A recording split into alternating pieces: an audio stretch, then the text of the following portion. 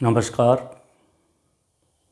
आज हम केंद्र राज्य के बीच प्रशासनिक कार्यकारी संबंधों के बारे में चर्चा करेंगे, जो हमारे संविधान के भाग 11 के अनुच्छेद 256 से 263 तक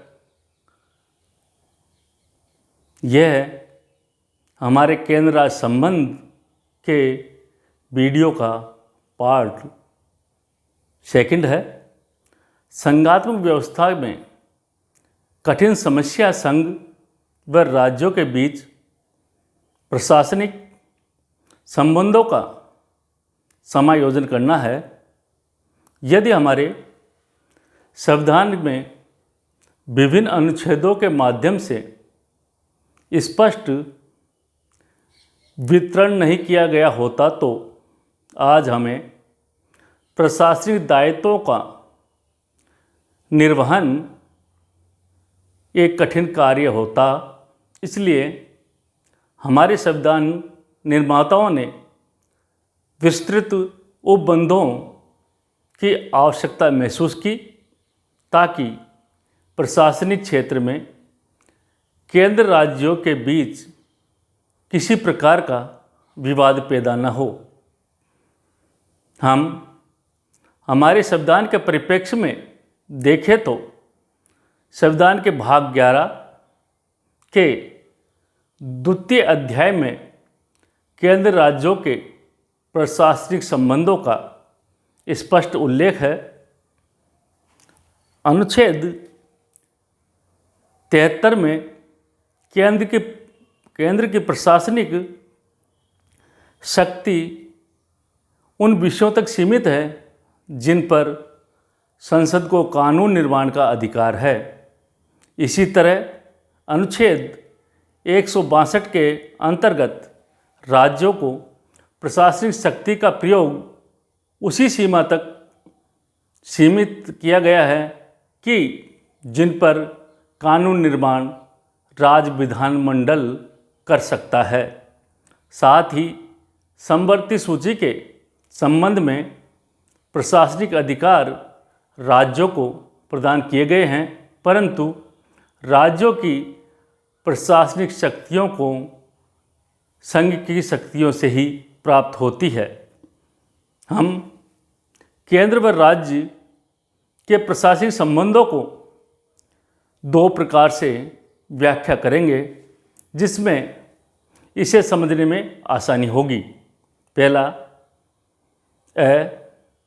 राज्य पर केंद्र के उपाय। पहला है राज्य सरकार को निर्देश। केंद्र द्वारा राज्यों को निर्देश देना आदर्श संघीय व्यवस्था के प्रतिकूल है, लेकिन 1935 के भारतीय शासन अधिनियम ने इस पद्धति को अपनाया था। उसी ही हमारे संविधान के विभिन्न अनुच्छेदों के माध्यम से अपनाया है।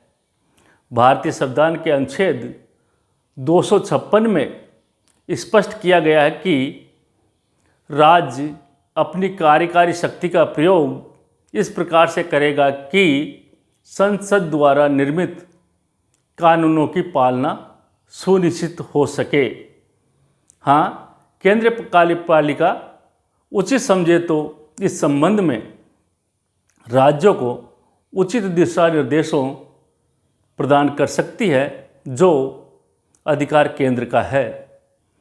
यह उपबंध इसलिए किया गया कि संसद द्वारा निर्मित विधि का पालना में कोई अवरोध पैदा न हो।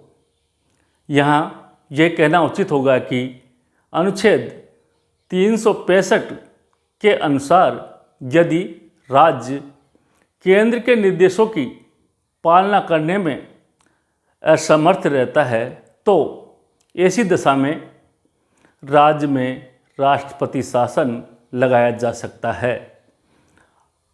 भारतीय संविधान के अनुच्छेद 257 में कहा गया है कि प्रत्येक राज्य की कार्यकारी शक्ति का प्रयोग इस प्रकार से करेगा कि उसके राज्य क्षेत्र में केंद्र सरकार की कार्यपालिका शक्ति के प्रयोग में कोई बाधा उत्पन्न न हो। इसके अंतर्गत राज्यों में रेलवे संपत्ति की रक्षा, संचार के साधनों को बनाए रखने व इसके रख रखाव करेंगे। प्राथमिक शिक्षा में राज्य के क्षेत्राधिकार में आने वाले भाषाई अल्पसंख्यकों की मातृभाषा उनके बच्चों को सिखाने की व्यवस्था करेगा। साथ ही राज्य में अनुसूचित जाति व जनजाति के कल्याण के लिए विशेष योजनाएं बनाएगा। अगर केंद्र के निर्देशों की पालना करने में राज्य असमर्थ रहता है तो संविधान के अनुच्छेद 356 के तहत संवैधानिक तंत्र फेल होने के कारण राष्ट्रपति शासन लगाया जा सकता है। दूसरा है राज्य सरकार को संघीय कार्य सौंपना।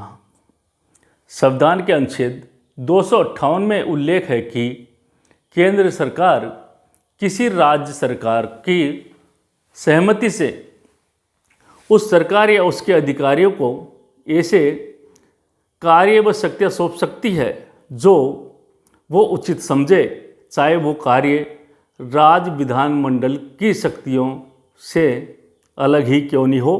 यदि केंद्र सरकार अनुच्छेद 358 के अंतर्गत राज्य सरकारों को कोई निर्देश देती है, राज्य सरकार उन कार्यों के निर्वहन में होने वाले व्यय का भुगतान केंद्र सरकार करेगी। तीसरा, अखिल भारतीय सेवाएं। भारतीय संविधान में केंद्र व राज्यों के लिए अलग अलग सेवाओं की व्यवस्था की है, लेकिन कुछ ऐसी सेवाएं हैं जो संघ राज्यों के लिए समान हैं, जैसे अखिल भारतीय सेवाएं।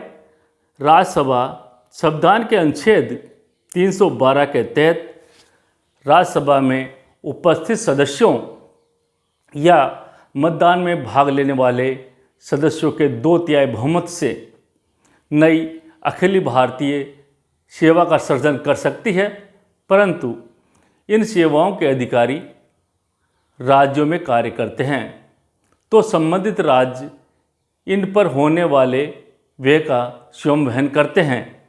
इनके वेतनमान केंद्र से निश्चित किए जाते हैं। साथ ही इन पर राज्य सरकार अनुशासनात्मक कार्रवाई नहीं कर सकती। ये कार्य संघीय गृह मंत्रालय द्वारा संघ लोक सेवा आयोग के परामर्श से करता है। यह अखिल भारतीय सेवाएं राज्य सरकार पर केंद्र के नियंत्रण का महत्वपूर्ण उपाय है। केंद्र और राज्यों के बीच विवादों के हल निकालने की विधि।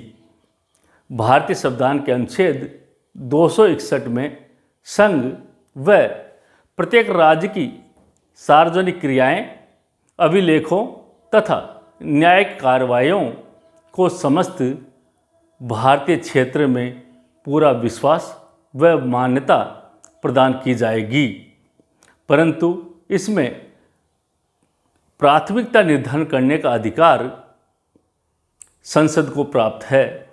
भारतीय संविधान के अनुच्छेद 262 के अंतर्गत संसद कानून बनाकर 2 या 2 से अधिक राज्यों के मध्य नदी जल, घाटियाँ या जलाशय आदि के जल प्रयोग, वितरण तथा नियंत्रण संबंधी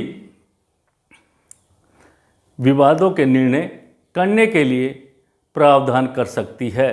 संसद ऐसे किसी विवाद के संबंध में सर्वोच्च न्यायालय की अधिकारिता समाप्त कर सकती है। यह विवाद जल से संबंधित होने के कारण संसद इन पर कानून बनाएगी। यहाँ यह ध्यान रखना है कि नदी बोर्ड अधिनियम 1955, अंतर्राज्यीय जल विवाद अधिनियम 1955 में कहा गया है कि 2 या 2 से अधिक राज्यों के विवादों में शामिल होने पर संसद एक प्राधिकरण की स्थापना करेगी। भारतीय संविधान के अनुच्छेद 263 के तहत राष्ट्रपति अंतर्राज्यीय परिषद का गठन किया जाएगा। अंतर्राज्यीय परिषद से तात्पर्य राज्यों के आपसी विवादों का निर्णय करने व उनमें आपसी सहयोग की भावना जागृत करने के लिए किया जाता है। भारत में विश्वनाथ प्रताप सिंह के नेतृत्व वाली सरकार ने 18 मई 1990 में अंतर्राज्यीय परिषद का गठन किया। इसके पदेन अध्यक्ष भारत के प्रधानमंत्री व 6 मंत्री समूह के सदस्यों जो प्रधानमंत्री मनोनीत करता है, राज्यों के मुख्यमंत्री व संघीय क्षेत्रों के प्रशासक उपराज्यपाल इसके सदस्य होते हैं। संपूर्ण भारत को 5 क्षेत्रों में विभक्त कर क्षेत्रीय परिषदों का गठन किया जाता है। अनुच्छेद 307 के तहत अंतर्राज्यीय व्यापार वाणिज्य के प्रावधानों के निष्पादन के लिए एक प्राधिकरण नियुक्त कर सकते हैं। साथ ही केंद्रीय सरकार निर्वाचन, लेखा परीक्षा व राज्यों में राज्यपाल की नियुक्ति के आधार पर हम कह सकते हैं कि हमारा केंद्र शक्तिशाली है। साथ ही आपको सूचना दी जाती है कि जो हम 30 पार्ट 3 बनाएंगे का वीडियो बनाएंगे, उसमें केंद्र राज्यों के बीच वित्तीय संबंधों के बारे में चर्चा करेंगे। Thank you.